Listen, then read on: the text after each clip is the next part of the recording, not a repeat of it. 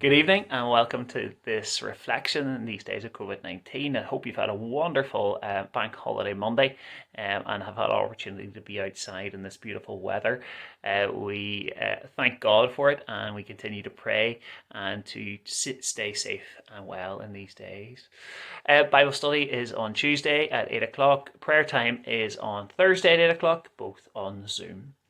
Just before we get to our reflection, which you might want to buckle in for, I'm hoping to start a discussion group for beginners to talk about and answer questions of our faith, about our faith, what we believe, why we do what we do, and so on. And so that'll be on Zoom. Details are coming, and we trust that it'll be helpful. Okay, so take a breath. Steady yourself. Go. I feel like today I need to catch up. I feel like today I need to speak up. I feel like today I need to tread carefully. I feel like today I need to think clearly. I feel like so many things could be said today, but let me just start here with a name: George Floyd. Yesterday we prayed for George's family, George Floyd's family, and the racial tensions that have erupted into violence in the US because of his death at the hands, or rather knee, of a police officer. But was that enough? Is it enough to just mention his name, refer to the institutional inequality, and then move on? Of course, mentioning is better than ignoring, but if a mention is all George Floyd gets, and all that his name now stands for gets, then am I just another part of the problem? I mightn't be central to the problem, but if I am unaware of the depth of my neighbour's plight or cause or struggle because I am so content in my own privilege, then I'm certainly not helping. Not really. And mentioning his name, George Floyd, is it really just a form of nodding in acknowledgement to something I can't get my head around, or worse, don't want to? And then at least being able to say, well, I prayed. And in my ignorance, maybe even my chosen ignorance, even if it is subconsciously chosen, then am I giving a silent nod of agreement to the way things are? The way things are that white privilege means I don't notice or know or even want to know. Look, I can make a case for the service yesterday being prepared in advance, and so we didn't mention George Floyd's name more and the situations going on, but I'm not sure it's a good case that I make. Because I wonder if it isn't a parallel of someone in Minneapolis saying, I'm sorry, but your protest is stopping me getting to the grocery store, to work, to church. Isn't it like saying, yes, it is so sad what is happening, but your protests and riots, your anger and resistance, your rebellion and uprising, your hurt and pain, your suffering and persecution, your disadvantage and lack of opportunity, your cries for a fair hearing and an equal go at life, your fear and deaths are hindering me living normally. So I'm sorry for your loss, but please don't disrupt my day. We don't both need to suffer. As I wrote that, I took an internal gasp. Could that be really true? Could that really be our internal dialogue? We don't both need to suffer? Oh Lord, forgive us. Isn't that the epitome of privilege? When we make the lifelong generational struggle for equality magnified through the lens of George Floyd's murder equal to the inconvenience of not being able to carry on as usual for a day, a service, a trip to the grocery store. Well, actually, it's not the epitome of privilege. It's the epitome of the abuse of privilege. I said I need to tread carefully, and this is why. Who am I to speak into this? What do I know? How can I ever know what it is to be without the privilege of having the colour of skin I have? I was born this way, and I am this way, and will continue to be this way throughout my life.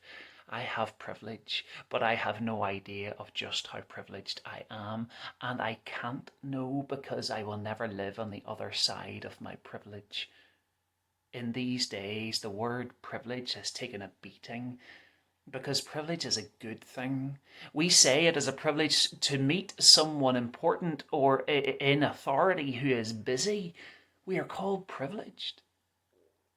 But it should never be that a privilege is to get an equal opportunity at a job, or to have a good education, or to feel safe walking home at night, or expect to have a fair trial, or be treated the same as someone who lives a couple of streets over from you but happens to have a bigger garden, and all the other things that I should mention here but I'm too uninformed to include, or too contented in my privilege, unaware of the problems of my neighbour's world, to know. So the question is, how do we use the gift, the good gift or blessing of the privilege I have?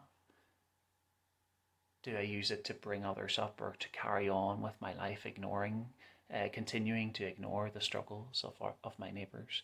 Do I use it to campaign for equality and speak out against institutional prejudices that consign particular people groups to a harder road than mine? Do I educate myself so that I know what my neighbours have to face on a daily basis, that we know nothing of, I know nothing of? Do I use the privileges I have to love my neighbours in a way that changes and challenges the system? Or do I use my privilege so that I can passively pay tribute to their circumstances and give thanks that I don't have to live through that? Jesus tells us to love our neighbour. Paul reminds us that we are a body, and when one part hurts, it all hurts. Jesus prayed for unity among his people.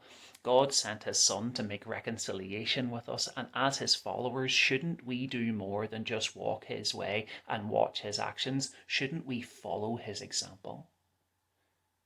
I feel I have to speak up today, catch up today, tread carefully today, think clearly today, maybe wake up today.